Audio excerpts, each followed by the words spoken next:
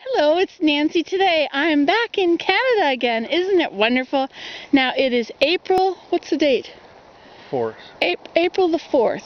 Now normally on April the 4th we just have a few patches of snow, but this April we've had lots of snow. So I'm going to show you how it melts. Now this is my labyrinth. You know about Snowshoe Labyrinth, don't you? And you see there, the snow melts around the chair first. See how that works? Now you notice this whole thing was covered right over with snow before. See? And now it's not. It's just down to there. Now see around the bushes. See how it melts around bushes first? Let's go over and take a look at this. Now, see right around the stick, you see how down in there it's now got this little hole where it's melted. And all the melting begins around things. You see this? Okay, now I want to show you over here at the road. Now look at this. This was level up to the road and across. But now we have this valley. But look at this. Now the sun has warmed things up. I just went in. The sun has warmed things up, and so this snow, look at how firm it is now.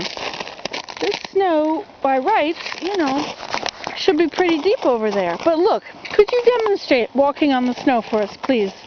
This is my Willem darling. Now look at that. See how he just stands right on top of it? Just for fun, he'll fall right in. No, he didn't. Okay, so it's thawing around the, thank you, Willem, thawing around the poles of my teepee. But we still have tons of snow. But now let's look at this over here. Look, a big area right around that. Now it's still below freezing today. So, now see this. Look at how it, I don't know if you can tell this, but let me see if I can show you by the side. You see how it melts in spots? And so if you were to step on that now, it'll go right in. You see how that is? And so it melts, the sun shines on it and melts it. It has something to do with the dark spots of sand, and I can never tell exactly if the sun is warming up the dark and then making it melt, because you get these little cavities, but also you end up with the black thing up on a little tower. See those little black things? They're up on the top of the towers. They should actually be in the bottom of the valleys, but I don't quite know how that all works. Now over here you see we have all this new gravel here. But this is actually, see this has all been put on the road during the winter. And the snowplow, of course, the snowplow throws it over off of the road and it goes on here and then it builds up the side of the road. Okay, now I want to show you something else. Now, here we go. Now on the one side of the road, you see how it'll be melted like that. See how it's a nice, perfect line where the snow is way back from the side of the road now? Well, let's take a good look at that. You see how the sun just sort of almost like gets in there with fingers and melts it. Isn't that interesting? Now this is the south-facing side of the road. See, the sun would be up over there behind the pileated woodpecker's new pole.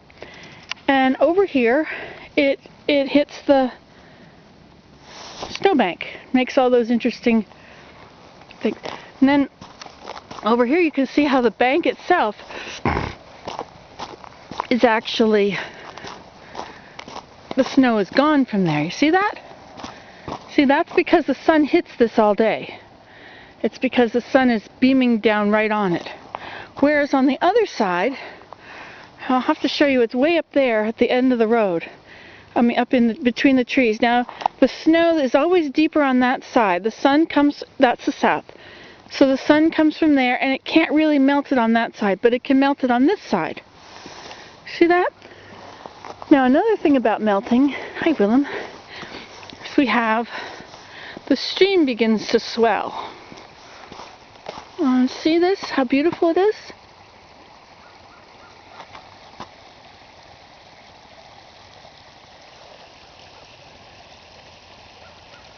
I love this stream.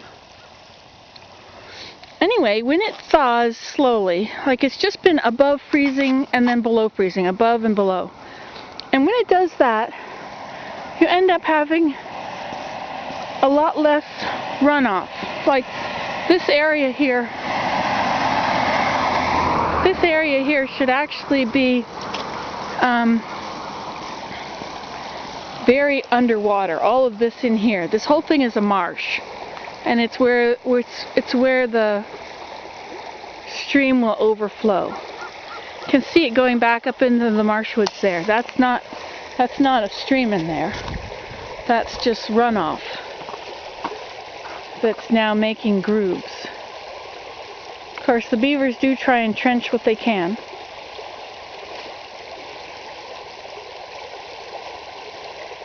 Okay, let's see. Oh, I'm getting pretty long. This is 6 minutes already. Okay, now look at this. These are the chairs. Now, it looks like that's just sand, right? But it's not. And this is not. This is actually ice underneath that. You can see up here a little bit where this ice is showing through. So this is going to melt last somehow, because even though it's dark and it absorbs the heat, it also covers it up and protects it from the sun. Okay, last look at all these beautiful places.